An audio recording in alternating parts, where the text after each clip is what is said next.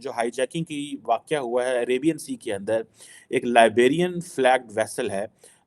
उसका नाम MV Lila Norfolk है, जो कि हाईजैक हुई है 4 जनवरी को। 15 इंडियंस उसके ऊपर थे, कहा जाता यूनिटी नहीं है। देखें, सल्तनत उस्मानिया 1923 वो आखिरी साल था जब सल्तनत उस्मानिया जो थी वो और इंडियन नेवी ने अपने जो शिप्स हैं वो ऑलरेडी इस इलाके में भेजे हुए हैं। डिफेंस मिनिस्टर जो है राजनाथ सिंह साहब, वो कह चुके हैं कि हम जिसे कहते हैं ना कि हम बदला लेंगे। ये सुपर पावर हो उसके अंदर। अच्छा, सुपर पावर क्या करती है? बेहतरीन तरीका है डिवाइड एंड रूल। जब आप किसी की ताकत को तोड़ना चाहते हो तो क्या करते हो? इवन दो भाइयों में लड़ा दो। इंडिया को इनवाइट किया गया ताकि हम जो यमनी होतीज के जो हैं उसमें आए। देखिए, इंडियंस बड़े स्मार्ट हैं, they don't want to be get labelled with the Americans. नमस्कार दोस्तों, सोमालिया के पास एक प्लेन को हाईजैक किया गया है जिसमें 15 भारतीय को भी बंधक बना लिया गया है। जो भारतीय नेवी है उन्होंने अपने जहाज को उसकी तरफ भेज दिया है और जल्दी जो भारतीय है उनको बचाकर वो भारत में ले आएगी। तो इस पर जो पाकिस्तान के लोग हैं उनका भी रिएक्शन आया है। उन्होंने बोला है कि भारत ने अपने लोगों को बचाने के लिए ऑपरेशन शुरू कर दिया है। जो हाईजैकिंग की वाक़या हुआ है अरेबियन सी के अंदर, एक लाइबेरियन फ्लैग्ड वेसल है। उसका नाम एमवी लीला नॉरफॉक है, जो कि हाईजैक हुई है 4 जनवरी को। 15 इंडियंस उसके ऊपर थे, कहा जाता है। और आपको पता है कि इंडियन नेवी ऑलरेडी अपने शिप्स जो है वो आईएनएस चेन्नई और ये जो है वो भेज चुकी हुई है। और ये चीज़ें हैं। और इस पे मैं बात बताऊँ, इंडियन जो नेवी है उनके स्पोक्स पर्सन ने भी इस पे कमेंट कर दिया है। इंडियन नेवी का जो मिशन डिप्लॉयड है जो डिफरेंट जगहों पे, और उन्होंने इस मैरीटाइम जो इंसिडेंट हुआ है अरेबियन सी में जिसमें हाईजैकिंग हुई है, उस पे दे हैव स्पोकन अप। और कहा जाता है कि 5 से 6 लोग इसके ऊपर मौजूद हैं, जिन्हें आप मिलिटेंट्स कह लें, जिन्हें आप आर्म्ड पर्सनल कह लें, जो भी आपने कहना है। अब ये कहा जाता है कि ये जो एक आईएनएस चेन्नई था, जो इस इलाके में था, उसको उन्होंने डाइवर्ट किया और डिप्लॉय किया मैरीटाइम सिक्योरिटी ऑपरेशन के हवाले से इस वेसल पे। और अब देखना ये है कि इंडिया इसमें क्या कर पाता है। और इंडियन नेवी ने अपने जो शिप्स हैं वो ऑलरेडी इस इलाके में भेजे हुए हैं। डिफेंस मिनिस्टर जो है राजनाथ सिंह साहब, वो कह चुके हैं कि हम जिसे कहते हैं ना कि हम बदला लेंगे, हम उनको ढूँढ निकालेंगे। ये चीज़ें वो सारी की सारी ये कह चुके हुए हैं और ये कह रहे हैं। अब क्वेश्चन ये बनता है जो इस इंसिडेंट के हवाले से, कि एक तो जैसे मैंने शुरू में आपको कहा कि अमेरिकन्स कॉन्टिन्यूअसली एक ही चीज़ कह रहे हैं, कि जो एक मल्टीनेशनल नेवल कोलिशन है जिसको ऑपरेशन प्रॉस्पेरिटी गार्डियन के नाम से इंडिया को इनवाइट किया गया ताकि हम जो यमनी होतीज़ के जो हैं उसमें आएँ। देखिए, इंडियंस बड़े स्मार्ट हैं, they don't want to be get labelled with the Americans. ये मूव अफ़गान तालिबान की भी है। मैं आपको बात बताऊँ आपको, वो कैसे? Afghan Taliban said that we are not going to get any support from the United States for eliminating Al-Qaeda or Daesh. We will do it ourselves. वो कहते हैं क्योंकि अगर हमने ये किया तो there could be consequences for that for us. हमारे लिए उसके कॉन्सिक्वेंसेस हो सकते हैं।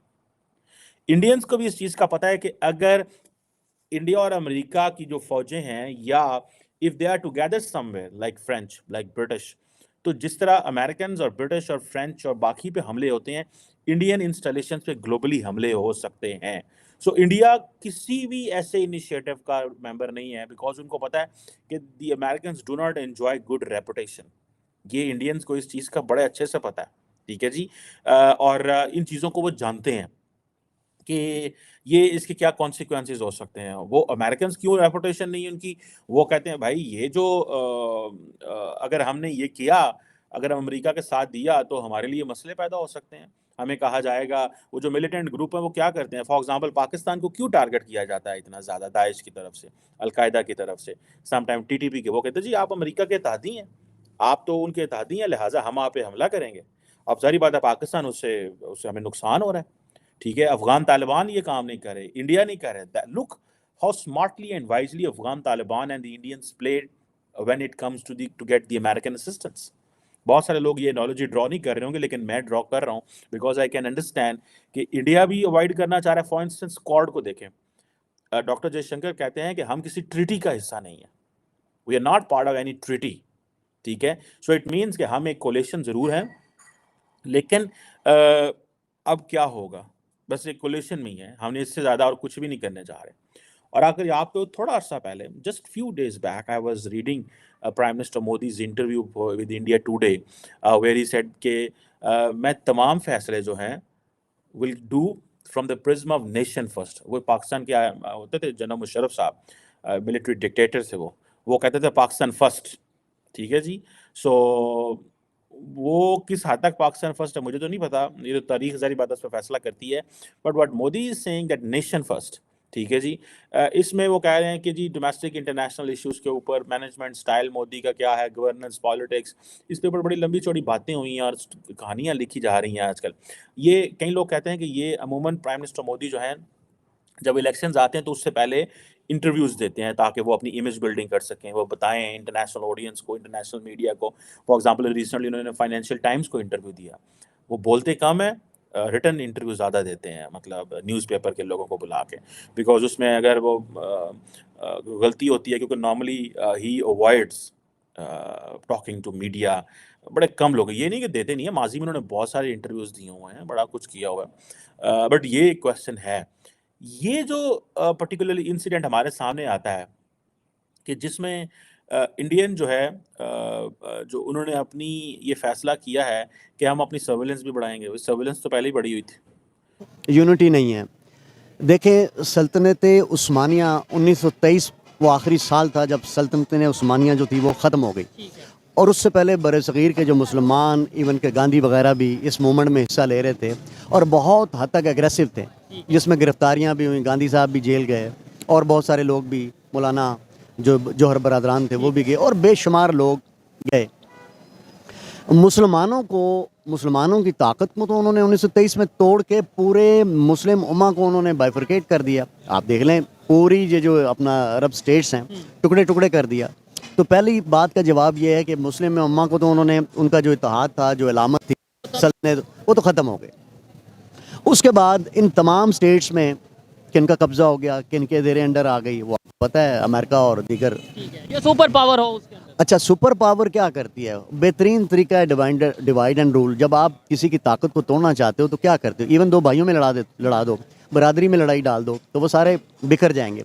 और वो जो उनकी यूनिटी होती है, एक होती है। अब हमारा यूनिट तो था ना, मुसलमानों का यूनिट एक था, वो तो टूट गया 1923 में, ख़त्म हो गया सेवरे मुआहदे के बाद।